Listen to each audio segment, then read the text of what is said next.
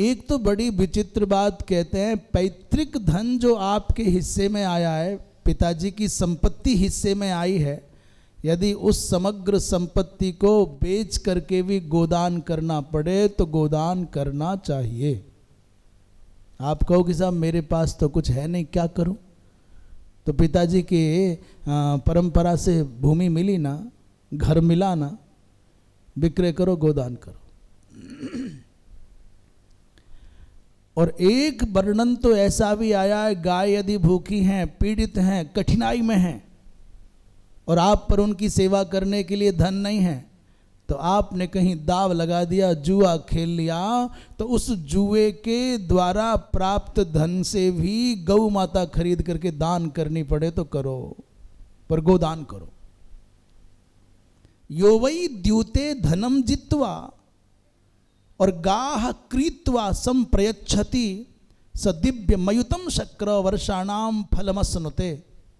जो व्यक्ति द्यूत में धन जीत करके और गौ खरीद करके दान करता है, वो दिव्यम आयुतम शक्र है। शक्र वो आयुत माने दिव्य, 10,000 वर्षों तक दिव्य लोक में निवास करता है।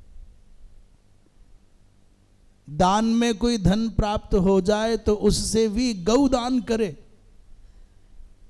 और एक समय भोजन करके जो सनई सनई आपका धन बचाए, मैं अब आज से एक समय भोजन करूंगा, एक समय भोजन करने के कारण जो दूसरे समय का भोजन का धन बचा है उसको धीरे धीरे इकट्ठा करूंगा, उस संचित धन से भी मैं गौ खरीदूंगा और पवित्र वेद लक्षणा गौ माता दान करूंगा। इस भाव से भी गौदान करने का अवसर आवे तो करना चाहिए। अब इससे बड़ी बात और क्या होगी? 2 समय भोजन करने वाला एक समय भोजन करने लग जाए और एक समय की बचत करके धन संचित कर ले। एके नैव च भक्तेन यक्रीत्वा गाम प्रयच्छति यावन्ति तस्य रोमाणि संभवन्ति शतक्रतो। हे इंद्र, एक भी गौ, और यदि आपने अपने जीवन में एक समय भोजन करके बचाए हुए धन से एक भी गौ खरीद करके दान की, तो जितने गौ माता के शरीर में रोम हैं, हे शतक्रतो, हे इंद्र, उतने समय तक उस व्यक्ति को दिव्य लोक में रहने का सौभाग्य मिलता है।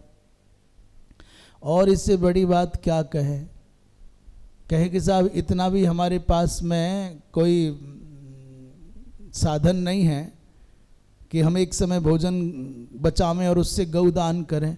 बोले स्वयं को बेच दो। आत्म विक्रय करने पर जो धन प्राप्त हो उससे गौ खरीदो और उत्तमोत्तम किसी गृहस्थी ब्राह्मण को दान कर दो। आत्म विक्रय करके भी यश्चात्म विक्रयम कृत्वा गाह कृत्वा संप्रेक्षति और यावत संदर्शयेत गाम वै स तावत फलमश्नुते।